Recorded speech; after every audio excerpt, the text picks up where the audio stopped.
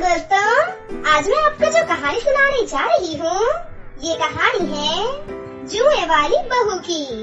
तो चलिए दोस्तों, देखते हैं आज की ये कहानी। बहुत समय पहले की बात है। रायपुर नाम के एक गांव में जानवी नाम की एक लड़की अपनी माँ और नानी के साथ रहा करती थी। जानवी के बालों में बचपन से ही बहुत जुए थे। इसका कारण था जानवी का कई दिनों तक सिर का ना धोना और ना ही सर की सफाई करना। उसकी ये आदत बड़े होने पर भी नहीं छूटी। जब वो कॉलेज गई तो कोई भी उसका दोस्त बनने को तैयार ही नहीं था। कॉलेज की सारी लड़कियां उससे नफरत करती थीं। यार तानिया, जरा अपना हेयर ब्रश तो देना, मैं लगता है घर पर ही भूल गई। ना बाबा ना, तेरे बालों में तो जुए हैं। तुझे तो मैं अपना हेयर ब्रश कभी भी ना दूं। चल रीमा, कॉलेज की छुट्टी हो गई है। घर जाते हुए रास्ते में गोलगप्पे खाते हुए जाएंगे। जानवी के सर में जुए होने के कारण हमेशा ही वो अपमानित होती थी, पर मजाल है जो वो अपना सर साफ करवा ले। जानवी, अरे ओ जानवी, ये सर धोकर गीला तौलिया तूने ही स्टैंड पर टांगा है ना? हाँ माँ, वो सर बहुत खुजली कर रहा था तो धो कर आई थी। सारा तौलिया जुए से भरा हुआ है, सिर तो खुजली करेगा ही। कितनी बार कहा है सर साफ करवा लिया कर, पर सुनती कहाँ है मेरी। पता नहीं इस लड़की के सर के जुए जाते क्यों नहीं हैं। आरती, जितनी जल्दी हो इसके सर की जुए साफ करवा दे। बड़े बूढ़े कहते हैं जिस लड़की की शादी के समय सिर में जुए हो, शादी के बाद जुए ब्याह जाती हैं। फिर उन्हें साफ करना बहुत मुश्किल होता है।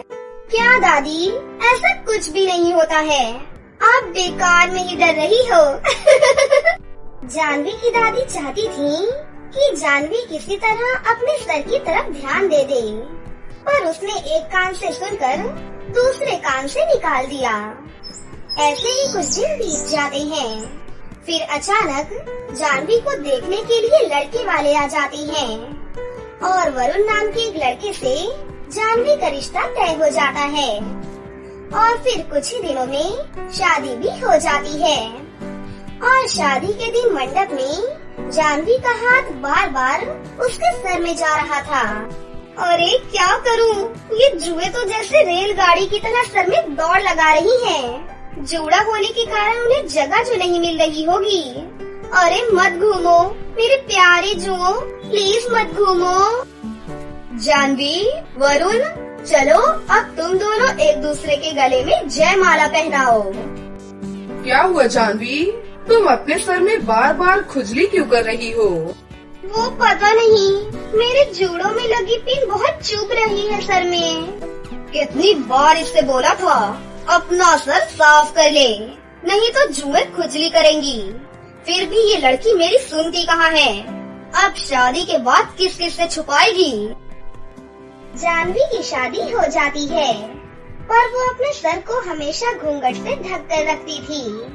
तभी उसकी सास उससे कहती है, जानवी बहू, तुम सचमुच बहुत संस्कारी हो, पर हमारे यहाँ सिर ढकने की कोई जरूरत नहीं है। हम अपनी बहुओं से पल्ला नहीं रखवाते। नहीं माँ जी, मुझे सर पर पल्ला रखना अच्छा लगता है। जानवी जब अपने कमरे में जाती तो वरुण के सो जाने के बाद वो सिर को बुरी तरह से खुजाने लगती। वो बाथरूम में खड़ी होकर अपनी जुओं वाली कंघी से सिर को काटने लगती, जो उसकी माँ ने उसे छुपाकर पर्स में रखने को दी थी। 2-3 दिन तक वो सब कुछ ठीक था, पर एक दिन वरुण अचानक चिल्ला उठा, माँ, मेरे सिर में बहुत खुजली हो रही है। लगता है कोई कीड़ा काट रहा है। क्या कीड़ा? जरा अपना सिर तो दिखा। हे भगवान वरुण, तेरे सिर में तो बहुत जुए चल रही हैं। क्या जुए? ऐसा कैसे हो सकता है माँ? हमारे घर में तो किसी को भी जुए नहीं है।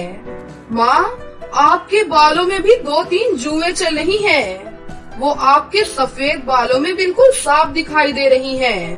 क्या? पकड़ तो जरा।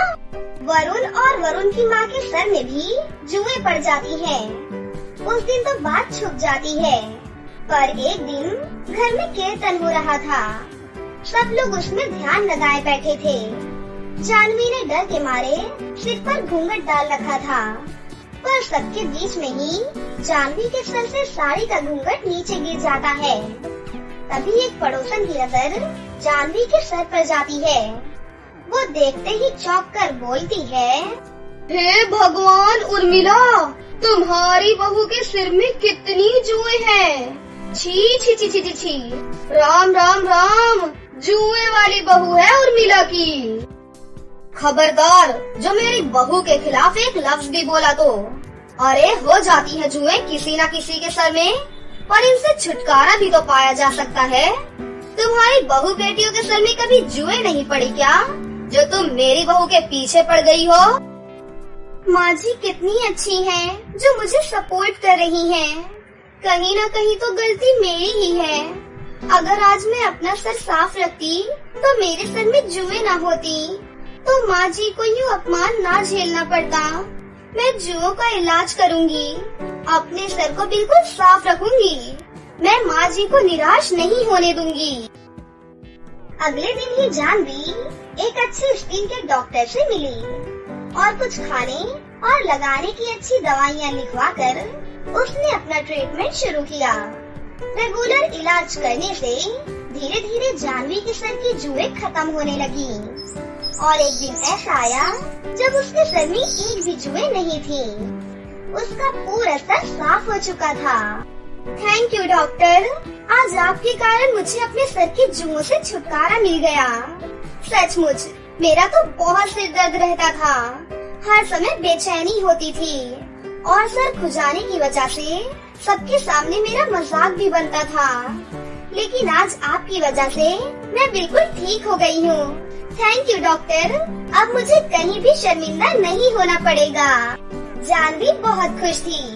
आज उसने अपने सर को घूंघट से नहीं रखा था। वो सम्मान से अपने साफ और सुंदर बाल खोलकर बेझिझक घूम सकती थी। ये देखकर जानवी की सास और वरुण बहुत ही ज्यादा खुश थे। जानवी की माँ और दादी को जब ये बात पता चलती है तो वो भी चैन की सांस लेती हैं कि आखिर जानवी ने अपने सर की देखभाल के बारे में सोचकर हमेशा के लिए जुओं से छुटकारा पा लिया। सालों पहले परीलोक में सोनाली नाम की एक परी रहती थी। सोनाली परी परियों की टीचर थी। परीलोक में उनकी एक बड़ी सी जादुई स्कूल थी, जहाँ परीलोक की सभी परियां पढ़ने के लिए आती थीं। एक दिन की बात है, सोनाली परी अपने स्कूल में सभी परियों को पढ़ा रही होती है कि तभी अनमोल परी सोनाली परी से कहती है, सोनाली मैम सुनिए, आज हम सभी परियां आपसे कुछ कहना चाहती हैं। सोनाली मैम, हम सभी हर रोज आपके स्कूल में पढ़ाई करने आती हैं और पढ़ाई करके वापस अपने महल में चली जाती हैं। लेकिन आज तक हम सभी कभी भी साथ में स्कूल से पिकनिक पर नहीं गए। इसीलिए सोनाली मैम, हम सभी आपसे विनती करती हैं कि इस बार आखिरी परीक्षा खत्म होने के बाद आप हम सभी को कहीं पिकनिक पर ले जाएं। Please Sonali ma'am. ऐसे ही बाकी परियां भी अनमोल परी की इस बात से सहमति जताते हुए सोनाली परी को पिकनिक पर ले जाने के लिए मनाती हैं। तभी सभी परियों की बात सुनकर सोनाली परी उनसे कहती है, अच्छा ठीक है, मैं तुम सभी की आखिरी परीक्षा लेने के बाद तुम सभी को पिकनिक पर ले जाऊंगी। लेकिन तुम सबको आखिर पिकनिक के लिए जाना कहाँ है, ये तो बताओ मुझे, तो फिर मैं उसकी अभी से तैयारी शुरू कर लूंगी। सोनाली परी की ये बात सुनकर आराध्या परी तो बहुत जोश में आकर उनसे कहती है, सुनिए सोनाली मैम, आप पिकनिक मनाने हम सभी को पृथ्वीलोक ले चलो। वैसे भी आज तक हम सभी कभी भी पृथ्वीलोक नहीं गई हैं, इसीलिए पिकनिक के बहाने हम पृथ्वीलोक देख भी लेंगे। वहीं आराध्या परी की इस बात से परी लोग की बाकी परियां भी सहमत हो जाती हैं और पिकनिक के लिए पृथ्वी लोग जाने का तय करती हैं।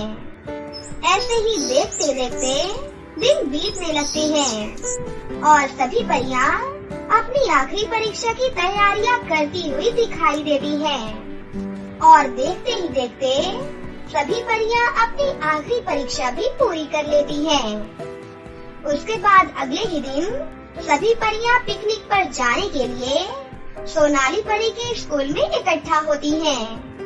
तभी सोनाली परी उन सभी से कहती है, तुम सभी मेरी बात ध्यान से सुनो।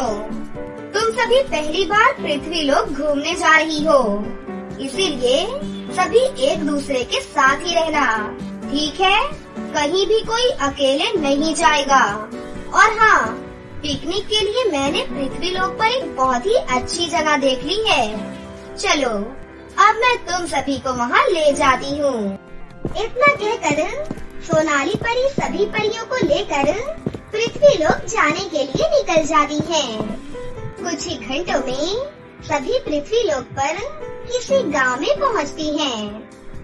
उसके बाद सोनाली परी सभी परियों को उस गांव के एक बहुत ही सुंदर बगीचे में ले जाती है। बगीचे में पहुंचकर तो सभी परियां बहुत ही खुश हो जाती हैं, क्योंकि उस बगीचे में बहुत सारे सुंदर सुंदर फूल थे और पिकनिक मनाने का ढेर सारा सामान भी, जिसे देखकर सभी परियां तो बहुत खुश हो जाती हैं और मस्ती मजाक करते हुए अपनी पिकनिक मनाने लगती हैं। वहीं उसी बगीचे के सामने गांव की एक मशहूर बहुत ही बड़ी स्कूल थी, जहां गांव के कई रईस बच्चे पढ़ने के लिए आते थे। वहीं उसी स्कूल के बाहर फटे पुराने कपड़े पहनकर मीरा नाम की एक लड़की खड़ी होती है, जिसे देखकर सोनाली परी और बाकी सभी परियां भी कुछ हैरान हो जाती हैं। सोनाली परी तो तुरंत ही उस लड़की के पास जाकर उससे कहती है, सुनो लड़की, तुम इस वक्त यहाँ ऐसे कपड़ों में क्या कर रही हो? अभी तो तुम्हें स्कूल में होना चाहिए था ना, तो फिर तुम स्कूल के बाहर क्यों खड़ी हो? वो भी ऐसी हालत में? क्या कुछ परेशानी है तुम्हें? मुझे बताओ, मैं तुम्हारी मदद जरूर करूँगी, क्योंकि मैं परियों की टीचर हूँ। सोनाली परी की ये बात सुनकर मीरा उनसे कहती है, क्या मदद करेंगी आप मेरी? आपकी तरह ऐसे कई लोग तो सिर्फ बोल कर ही चले जाते हैं, लेकिन आज तक ऐसा कोई भी नहीं आया जिसने हमारी मदद की हो। हम सब गरीब हैं, इसीलिए हमारे माता पिता के पास इतने पैसे नहीं हैं कि वो हमें पढ़ा लिखा सके, और इसी वजह से मेरे जैसे कई बच्चे हैं जो सिर्फ पैसों की कमी के कारण अपनी पढ़ाई नहीं कर पा रहे हैं और अशिक्षित भी रह जाते हैं। लेकिन फिर भी आज तक किसी ने हमारी पढ़ाई के लिए कभी भी हमारी मदद नहीं की। सब लोग सिर्फ बड़ी बड़ी बातें कहकर चले जाते हैं। मीरा की ये बात सुनकर सोनाली परी और बाकी सभी परियां बहुत ही ज्यादा हैरान हो जाती हैं। तभी सोनाली परी मीरा से कहती है, मीरा बेटी, तुम फिक्र मत करो, अब से तुम जरूर पढ़ोगी बेटी, और तुम्हारे जैसे बाकी बच्चे भी। मैं तुम सबकी मदद जरूर करूँगी। मीरा, मैं तुम बच्चों को कभी भी अशिक्षित नहीं रहने दूंगी, ये मेरा वादा है तुमसे। इतना बोलकर सोनाली परी उस बगीचे के पास ही अपनी शक्तियों से एक जादुई स्कूल बनाती है। मीरा, ये देखो, ये मेरी शक्तियों से बना हुआ एक जादुई स्कूल है। इस जादुई स्कूल में तुम्हें ना ही पैसों की जरूरत है और ना ही किताबों की और ना ही किसी टीचर की, क्योंकि ये एक जादुई स्कूल है। मीरा, इसीलिए इसके अंदर तुम्हारी पढ़ाई के लिए तुम्हारी जरूरत की सारी चीजें मौजूद हैं। और हाँ मीरा, आज से तुम्हारे साथ साथ बाकी जितने भी बच्चे हैं जो पैसों की कमी के कारण पढ़ाई नहीं कर पा रहे हैं, वो सभी इस जादुई स्कूल में अब पढ़ाई कर सकेंगे और अपना हर सपना पूरा कर सकेंगे। मीरा तो सोनाली परी की ये बात सुनकर बहुत ही खुश हो जाती है और वो सोनाली परी का धन्यवाद भी करती है। उसके बाद मीरा और गांव के बाकी कई बच्चे सोनाली परी के उस जादुई स्कूल में अपनी पढ़ाई करने लगते हैं, जिसे देखकर सोनाली परी और बाकी सभी परियां भी बहुत ही ज्यादा खुश हो जाती हैं। और उसके बाद सभी परियां मिलकर फिर से खुशी से अपनी पिकनिक मनाती हैं। तो दोस्तों, कैसी लगी आपको हमारी ये कहानी? अगर आपको हमारी कहानी अच्छी लगी हो तो इसे जरूर लाइक करें, साथ ही हमारे चैनल को सब्सक्राइब भी कर लें और बेल आइकन को दबाना ना भूलें। मिलते हैं अगली वीडियो में। धन्यवाद।